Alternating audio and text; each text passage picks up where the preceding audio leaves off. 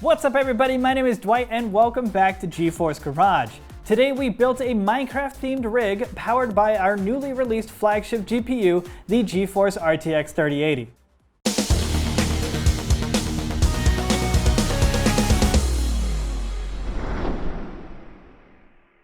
When Minecraft RTX was announced many months ago, I just knew I had to make a mod for it. I've always wanted to create a PC in what looked like a redstone ore. One of the first cases I was thinking of using was the Anades AI cube because it was, well, a cube. But then I saw the early prototype of the Mobius from Yulbeast. It wasn't exactly a cube, but it looked pretty awesome and I knew I could make it work. And so we reached out to Yulbeast Designs, a small custom computer design company that's fabricated some incredible looking cases like the Motif Monument. We told them about my plan, and not only did they send us a sample, they even helped design the custom laser cut panel to look like an ore block, as well as both of our logos on the rear plate. I then took the newly cut panel over to Rod Rosenberg, who helped me flesh out an idea of putting an LED box behind the panel.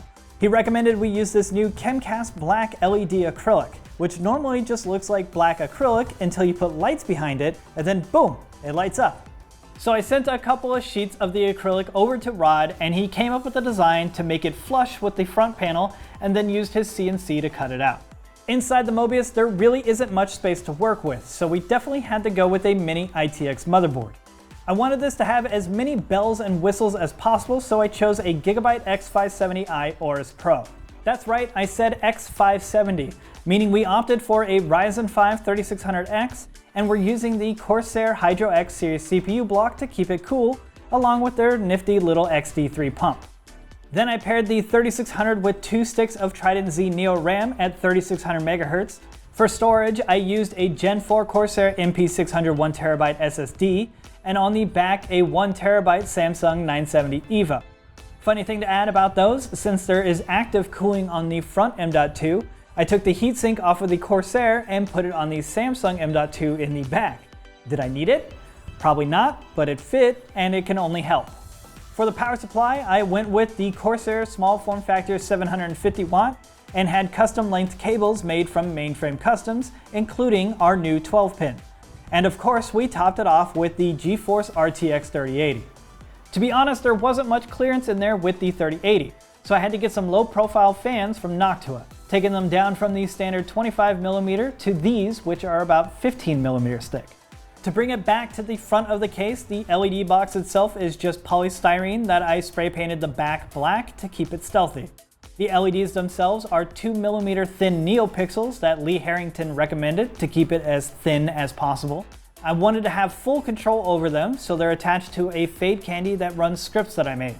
As of right now, all I have is a simple rainbow script, but I'll be adding more patterns later.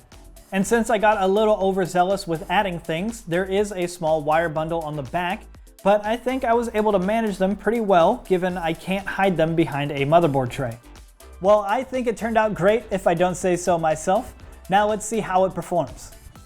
So obviously we're going to see how well it plays Minecraft with RTX, and trying it out across the currently available maps up on the Minecraft Marketplace.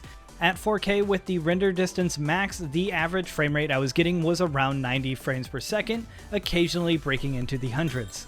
Then over in Shadow of the Tomb Raider at 4K resolution with every graphics setting set to ultra, including ray tracing, we got an average of 68 FPS in the benchmark. And lastly, over in Call of Duty Modern Warfare, again at 4K with everything on high and ray tracing on, we hovered around 95 frames per second.